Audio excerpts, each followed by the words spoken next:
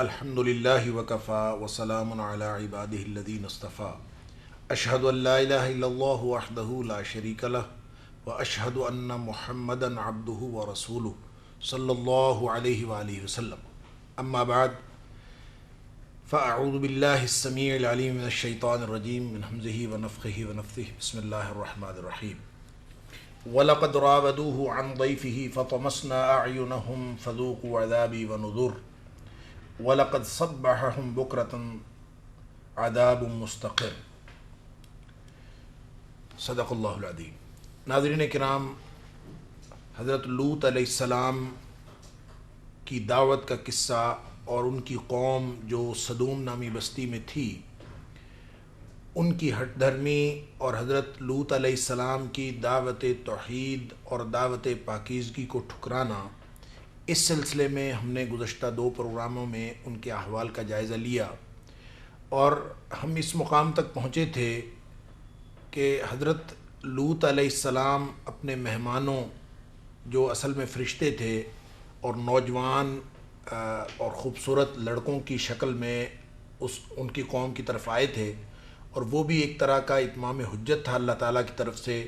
کہ وہ فرشتے جو اصل میں عذاب نازل کرنے کے لیے آ رہے ہیں ان کو بھی خوبصورت نوجوان لڑکوں کی صورت میں بھیجا تاکہ وہ آ کے ایک دفعہ پھر اتمام حجت کریں کہ ان کی قوم کی جو بدفعلی تھی اس کی گویا انتہا تک دیکھ لی گئی۔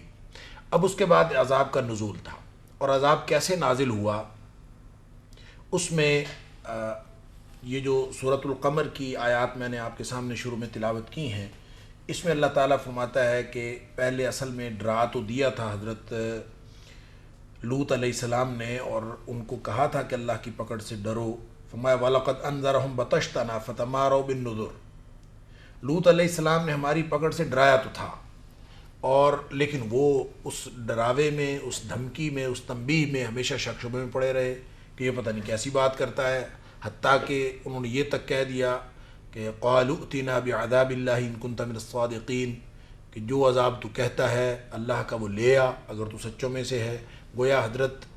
لوط علیہ السلام کی بات کو انہوں نے بالکل ہوا میں اڑا دیا اور قطعاً سنجیدگی سے نہیں لیا، اور الٹا یہ کیا کہ وَلَقَدْ رَاوَدُوهُ عَنْ ضَيْفِهِ، ان کے مہمانوں کی طرف بھی اپنی شہوت رانی کے لیے دوڑ کر بھاگے، ان کی طرف آئے اور رغبت کی اور ان کی طرف مائل ہوئے۔ تو اللہ تعالیٰ فرماتے ہیں فَطَمَسْنَا أَعْيُنَهُمْ، ہم نے ان کی آنکھیں اندھی کر دی۔ یہ جو آنکھیں اندھی کرنا ہے یہ 2 طرح سے ہے۔ ایک تو اس کا مطلب یہ ہو سکتا ہے کہ اللہ تعالیٰ نے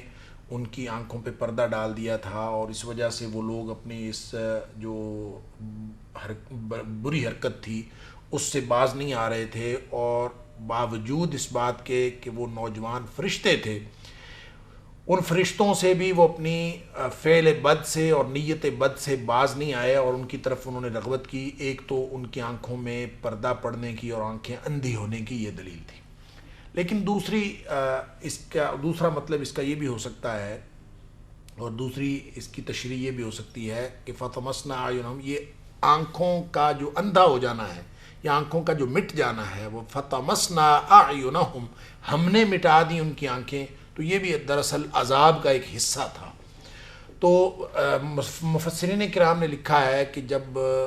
فرشتوں نے حضرت لوط علیہ السلام کو بتا دیا کہ ہم فرشتے ہیں اور یہ اِنَّا رُسُلُ رَبِّكَ، ہم تیرے رب کی طرف سے بھیجے ہوئے فرشتے ہیں، اور لَن يَصِلُوا إِلَيْكَ، یہ لوگ جتنا مرضی زور لگا رہے ہیں، ساری قوم اکٹھی ہے، آپ پریشان نہ ہوں، یہ ہم تک تو انہوں نے کیا پہنچنا ہے، یہ آپ تک بھی نہیں پہنچ سکتے۔ جب حضرت لوط علیہ السلام کی انہوں نے تسلی کروا دی تو اس کے بعد حضرت جبریل علیہ السلام ان میں سے اٹھے، کیونکہ یہ 3 فرشتے حضرت جبریل علیہ السلام، میکائیل علیہ السلام اور اسرافیل علیہ السلام تھے۔ تینوں میں سے حضرت جبریل علیہ السلام اٹھے اور اٹھ کے باہر نکلے، اور باہر وہ لوگوں کا جو ہے وہ ایک ہجوم تھا، اور اس ہجوم میں حضرت جبریل علیہ السلام نے اپنے پروں کا یا اپنے ایک پر کا کنارہ مارا۔ حضرت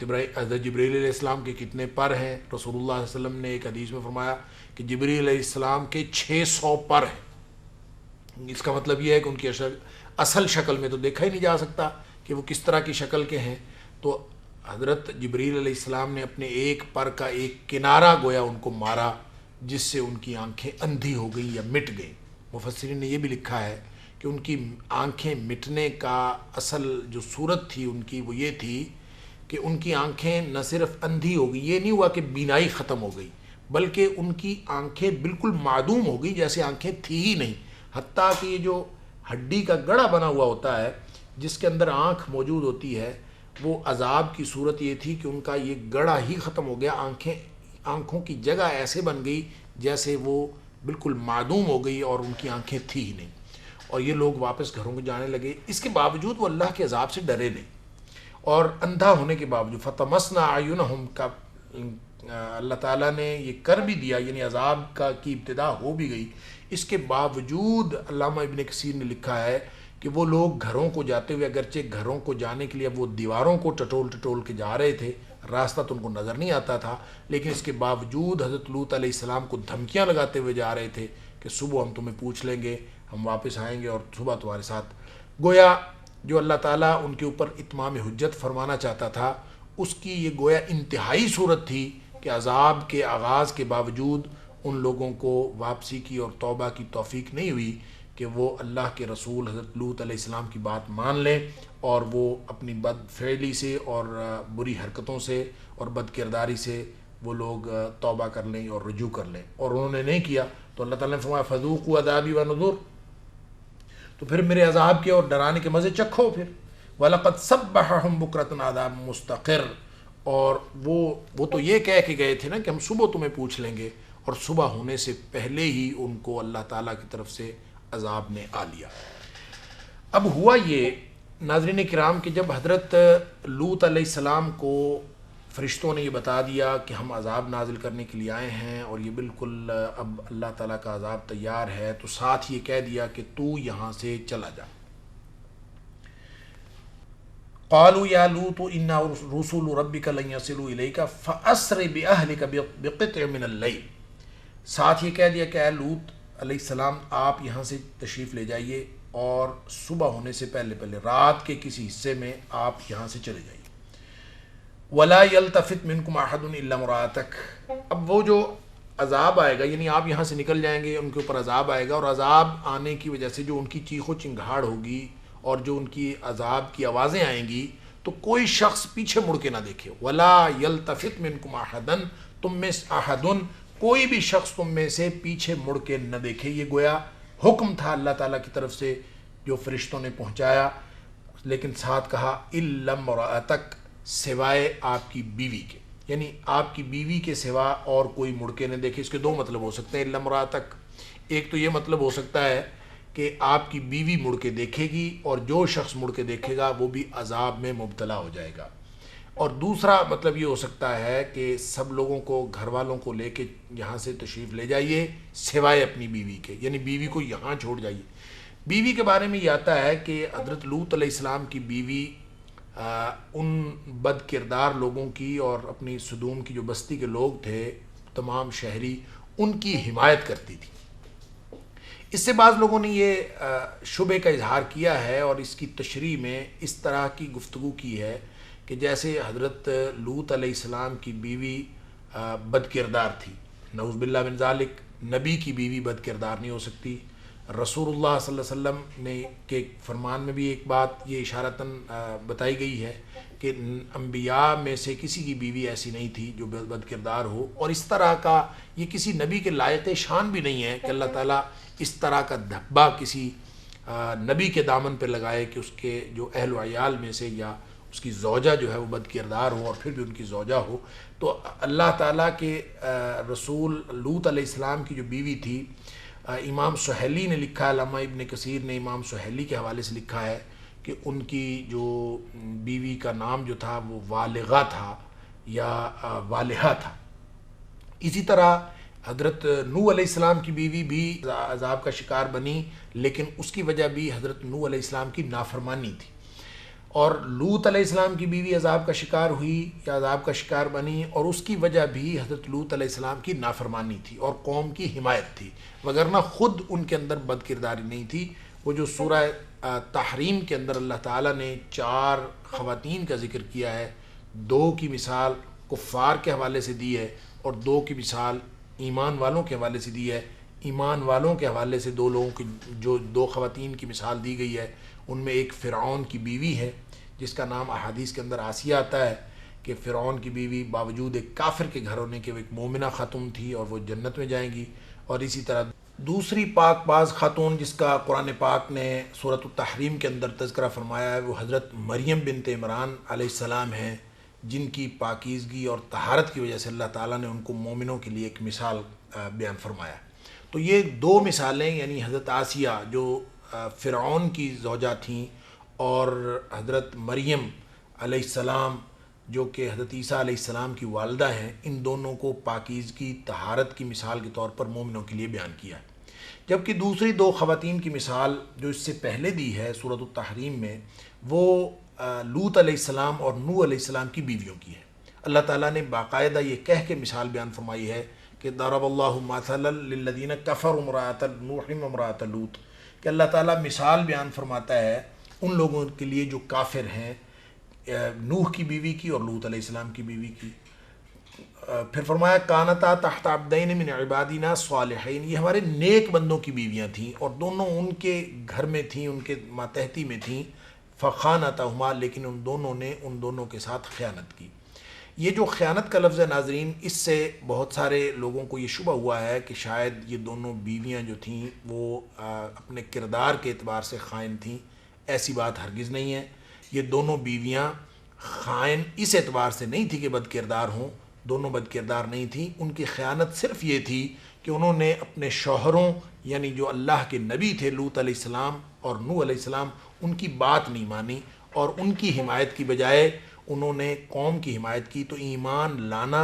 دیانت اور امانت کا تقاضا تھا اور ایمان نہ لانا ایک خیانت کا مظہر ہے، اسی لیے اللہ تعالیٰ نے ان کو خیانت فرمایا ہے۔ فخانتہما، ان دونوں نے اپنے شوہروں کے ساتھ خیانت کی۔ فلم یغنیا من اللہ عنہما من اللہ شیئا، تو فرمایا کہ یہ دونوں پھر ان کے کام بھی نہیں آئے، حالانکہ شوہر تھے۔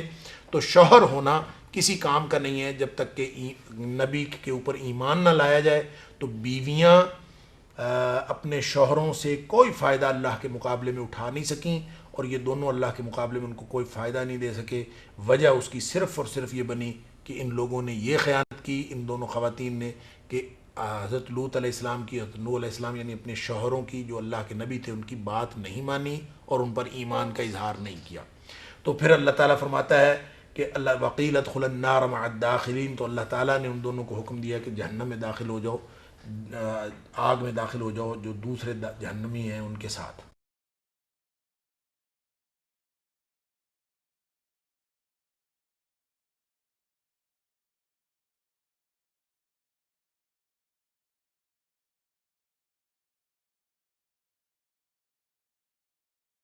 حضرت لوط علیہ السلام کی بیوی بھی گویا وہ جو فرمایا کہ الا امرأتک، کہ سوائے آپ کی بیوی کے باقی سارے لوگ چلے جائیں گے۔ دونوں معنی ہو سکتے ہیں، ایک تو یہ کہ باقی اور کوئی مڑ کے نہیں دیکھے گا، آپ کی بیوی پیچھے مڑ کے دیکھے گی اور عذاب میں مبتلا ہو جائے گی۔ اور مفسرین نے ان دونوں آراء کا اظہار کیا ہے کہ یا تو وہ بیوی اہل خانہ کے ساتھ وہاں سے روانہ ہی نہیں ہوئی کیونکہ وہ قوم کی حمایتی تھی، لہٰذا وہیں پڑی رہی اور عذاب میں ان کے ساتھ ہی شامل تھی۔ دوسری یہ بھی توجیہ اور تشریح ہو سکتی ہے جو مفسرین کرام نے کی ہے کہ اہل خانہ کے ساتھ وہاں سے روانہ تو ہوئی تھی، لیکن یہ جو حکم تھا کہ پیچھے مڑ کے کسی نے نہیں دیکھنا، وہ آپ کی بیوی نے پیچھے مڑ کے دیکھا اور وہ عذاب میں مبتلا ہو گئی۔ اور اللہ تعالیٰ نے یہی فرمایا تھا فرشتوں کے ذریعے سے کہ کوئی شخص پیچھے مڑ کے نہ، ولا یلتفت منکم احد الا امرأتک، کوئی پیچھے مڑ کے نہ دیکھے، اور الا امرأتک یا تو یہ چلی نہیں یا پھر گئی تو اس نے پیچھے مڑ کے دیکھا جو آپ کی بیوی تھی۔ انہ مصیبھا ما اصابہم، جو پیچھے مڑ کے دیکھے گا اس کو بھی وہی پہنچے گا عذاب جو ان کو پہنچنے والا ہے، یعنی وہ عذاب ان کے اوپر بھی ہوگا۔ اور عذاب آئے گا کب؟ ان موعدہم الصبح، فرمایا کہ وقت جو مقرر کر دیا گیا ہے وہ صبح کا وقت ہے، گویا سورج طلوع ہونے سے پہلے کا وقت۔ اب چونکہ یہ ساری باتیں، ساری گفتگو جو ہو رہی تھی وہ ناظرین کرام مغرب یعنی شام کے وقت ہو رہی تھی اور یہ سارا معاملہ شام کا تھا، اور عذاب کا وقت مقرر ہوا ہے طلوع فجر سے پہلے کا، یعنی صبح کا وقت، تو ساتھ یہ فرما دیا کہ الیس الصبح بقریب، اور صبح کا وقت جو ہے وہ زیادہ دور نہیں ہے، وہ بالکل یعنی اب آنے والا ہے، تو کسی بھی وقت آپ لوگ نکل جاؤ تاکہ ان کے اوپر جب عذاب آئے تو اس عذاب سے آپ لوگ محفوظ رہ سکیں۔ ناظرین کرام، یہ جو عذاب کا معاملہ ہے، یہ اس کی کیفیت کیا تھی، اس میں بھی مفسرین نے مختلف باتیں لکھی ہیں کہ اس کی کیفیت کیا تھی، لیکن قرآن پاک نے جو عذاب کی کیفیت بیان فرمائی ہے اس کے مطابق یہ عذاب 3 طرح سے آیا، بلکہ ایک عذاب کا یعنی جو ابتدائیہ یا دیباچہ تھا جس کا تذکرہ ہم کر چکے ہیں کہ ان کی آنکھیں مٹ گئی تھیں، فطمسنا اعینہم، کہ ان کی آنکھیں اللہ تعالیٰ نے مٹا دی تھی، یہ بھی عذاب کی ابتدا تھی، تو یہ چوتھی صورت تھی آنکھیں مٹانے والی۔ اس کے علاوہ 3 صورتیں ان کے اوپر عذاب کی تھیں، اس میں قرآن پاک نے یہ کہا ہے، ویسے تو یہ فرمایا کہ فلما جاء امرنا جعلنا عالیہا سافلہا، جب ہمارا عذاب ان کے اوپر آیا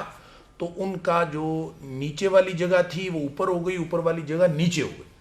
یہ کیسے ہو گئی؟ عالیہا سافلہا، ہم نے اوپر والا نیچے کر دیا، نیچے والا اوپر کر دیا، یعنی بالکل ان کے اوپر وامطرنا علیہم حجارۃ من سجیل منضود، اور ان کے اوپر پتھروں کی بارش ہوئی۔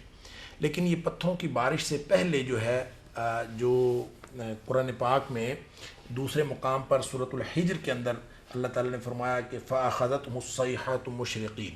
سب سے پہلے یعنی جو ان کے اوپر عذاب آیا ہے ایک چنگھاڑ آئی ہے، ایک شدید قسم کی آواز آئی،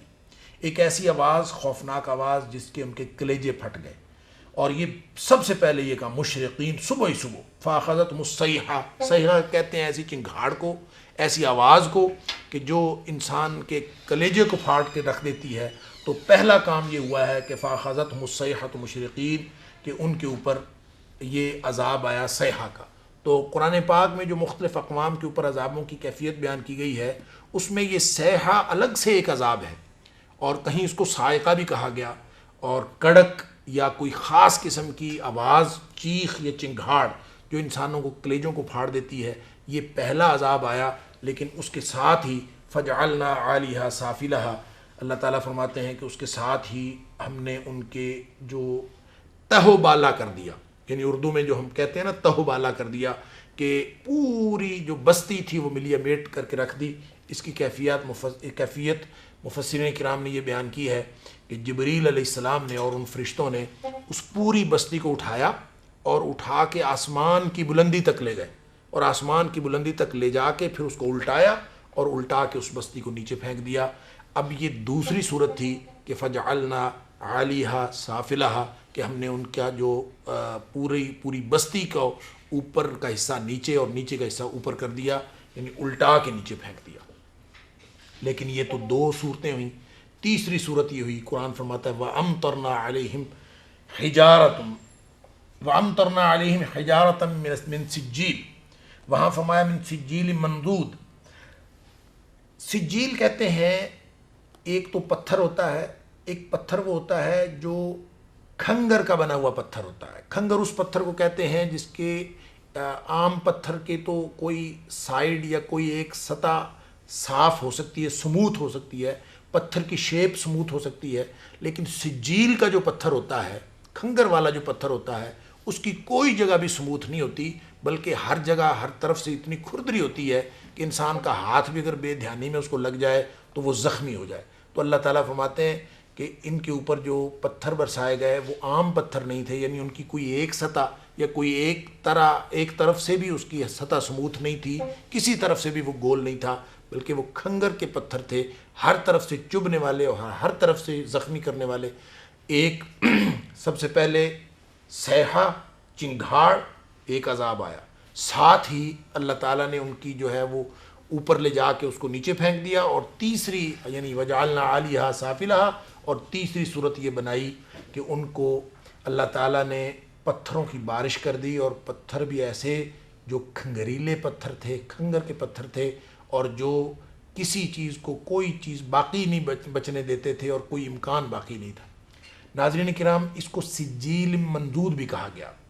من سجیل منضود، یعنی کھنگریلے پتھر تھے اور تہ بتہ تھے، اب یہ تہ بتہ منضود کسی ایسی چیز کو کہتے ہیں ایک کے اندر دوسرا دوسرے کے اندر لپٹا ہوا ہو یا تہ در تہ ایک دوسرے کے اوپر رکھا ہو. گویا یہ عذاب کی ایسی صورت تھی کہ کوئی چیز ان کی باقی نہیں بچی. بستی تو دیکھیں ان میں سے کوئی ایک عذاب بھی آ جاتا تو ان کی تباہی و بربادی کے لیے تو کافی تھا. لیکن جیسا ہم نے گزشتہ پروگراموں میں دیکھا کہ اس قوم کا کردار ایسا تھا, اس قوم کی صرف ہٹ دھرمی نہیں تھی, صرف ان کا جرم اللہ کے نبی لوط علیہ السلام کی دعوت کو ٹھکرانا نہیں تھا, صرف ان کا جرم شرک نہیں تھا, بلکہ انہوں نے اس طرح کے قبیح افعال کیے اور اس طرح کی بد کرداری کا مظاہرہ کیا کہ دنیا جہان میں کبھی کوئی قوم اتنی بد کردار نہیں ہوئی جتنی لوط علیہ السلام کی یہ قوم بد کردار تھی. اس وجہ سے یعنی ہٹ دھرمی اپنی جگہ, شرک اپنی جگہ, اور ساتھ ہی بد اخلاقی, آپس کی دھوکہ دہی, خیانت, فریب, رہزنی, لوٹ مار اور تمام قسم کے وہ جرائم تھے, اور فحش حرکات بھی یہ بالکل محافل کے اندر اور اجتماعات کے اندر کرتے تھے. گویا ان کا جرم اتنا قبیح تھا اور اتنا شنیع تھا کہ ان کے اوپر عذاب کی کوئی ایک صورت نہیں آئی. سب سے پہلے ان کی آنکھیں اللہ تعالیٰ نے یعنی جبریل علیہ السلام کے پر مارنے کی وجہ سے فطمسنا اعینہم, ان کی آنکھیں مٹا دی گئیں, معدوم کر دی گئیں. پھر اللہ تعالیٰ نے ان کے اوپر ایک صیحہ, ایک چنگھاڑ نازل فرمائی جس سے ان کے کلیجے پھٹ گئے. پھر پوری بستی کو اٹھایا گیا, اوپر سے نیچے پھینکا گیا, اور تیسری صورت یہ بنائی کہ ان کے اوپر پتھروں کی بارش ہو گئی, اور پتھر بھی ایسے جو کھنگریلے پتھر تھے. گویا نام و نشان تک مٹ گیا. نام و نشان ایسے نہیں مٹا بلکہ مفسرین نے اور تاریخ کتابوں میں لکھا ہے کہ اس بستی کے اوپر یہ جو 3 طرح کے عذاب آئے تو اس کی وجہ سے یہ بستی اپنا لیول, اپنی سطح زمین پر برقرار نہیں رکھ سکی, اور وہ اتنی گہری چلی گئی کہ 400 میٹر تک سمندر سے نیچے چلی گئی. اور آج کل اس جگہ پہ وہ جو صدوم اور عمورہ کی بستیاں تھیں جہاں پہ حضرت لوط علیہ السلام کی قوم آباد تھی, ناظرین کرام, دنیا کے نقشے پر آج کل وہ بستیاں موجود نہیں ہیں. ان کی جگہ پہ پانی اور بدبودار پانی, اور ایسا بدبودار اور نمکین پانی ہے کہ اس کے اندر کوئی جانور بھی زندہ نہیں رہ سکتا. یعنی وہ بستی نیچے بیٹھ گئی, اور مورخین کے اور جغرافیہ دانوں کے مطابق 400 میٹر نیچے چلی گئی, اور ایک طرح کا وہاں پہ سمندر بن گیا, پانی بن گیا. اور پانی بھی عام سمندروں جیسا نہیں ہے, وہ ایک خاص سمندر ہے, اور اس کا پانی نمکین بھی ہے اور بدبودار بھی ہے. عام سمندر کے اندر جانور ہوتے ہیں, سمندری مخلوق ہوتی ہے, لیکن اس سمندر کے اندر کوئی جانور بھی نہیں رہتا. اللہ تعالیٰ نے رہتی دنیا تک اس کو نشان عبرت بنا دیا, اور یہ اس کا عبرت ہونے کا سب سے بڑا ثبوت یہ ہے اس کی جو سمندری حیات ہے وہ بھی وہاں پہ موجود نہیں ہے. اس لیے اس کا نام بحر مردار یا بحر میت اس کو کہتے ہیں, کہ یہ ڈیڈ سی آپ نے سنا ہوگا کہ یہ دنیا کے نقشے پر بحر مردار کے نام سے ایک ہے. اور بچے حیران ہوتے ہیں کہ بحر مردار کیوں ہے, وہ اس لیے کہ اس کے اندر کوئی بھی چیز زندہ نہیں رہ سکتی. یہ اس جگہ پر سمندر واقع ہے جس جگہ پر صدوم اور عمورہ کی بستیاں موجود تھیں, اور آج اللہ کے عذاب کی وجہ سے گویا کہ یہ اتنے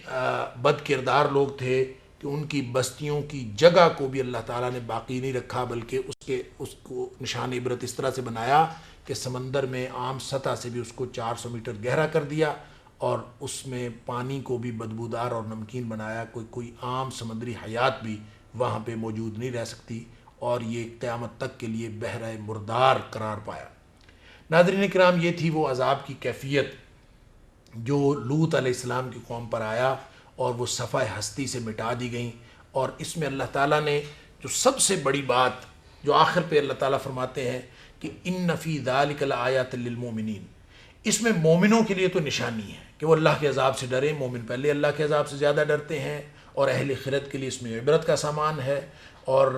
کہیں پہ یہ بھی فرمایا ان فی ذلک لآیات للمتوسمین, جو عقل مند ہیں, جو ان کے لیے اللہ تعالیٰ نے اس میں اس عذاب کے اندر اللہ تعالیٰ نے نشانیاں رکھی ہیں کہ وہ اللہ تعالیٰ کے عذاب سے ڈر کے. لیکن ایک بات جو اللہ تعالیٰ نے یہ جو